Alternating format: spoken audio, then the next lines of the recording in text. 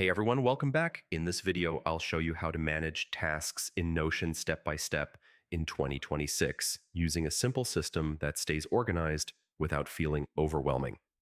If you've ever felt lost trying to track tasks in Notion, yeah, you're not alone. The key is keeping things flexible but clear.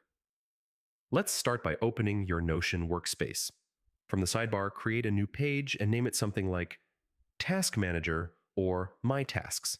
Inside this page, we'll use a database. Type / and choose Table Database. This becomes the foundation of your task system. Rename the first column to Task. This is where you'll write what needs to be done. Keep task names short and clear so you can understand them at a glance. Next, add a status column and set it as Select.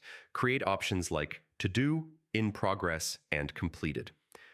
This helps you instantly see where every task stands. Now add a date column for deadlines. This lets you track what's urgent and what can wait. If you want, you can also add a priority column using Select with options like High, Medium, and Low. Once your table is ready, it's time to make it useful. Switch views depending on how you work. A board view is great if you like dragging tasks between statuses. A calendar view works well if deadlines matter most to you. One powerful feature in Notion is filters. You can filter tasks to show only incomplete items or only tasks due today. This keeps your focus sharp. To stay consistent, make a habit of adding tasks as soon as they come to mind. Don't rely on memory. Notion works best when it becomes your trusted system. You can also group tasks by project or category.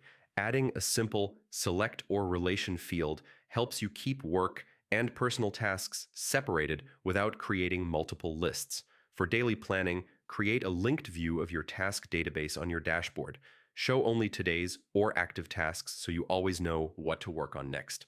And don't forget to review. At the end of the day or week, update task statuses and clean up completed items. This keeps your system fresh and motivating. And that's how to manage tasks in Notion step by step in 2026.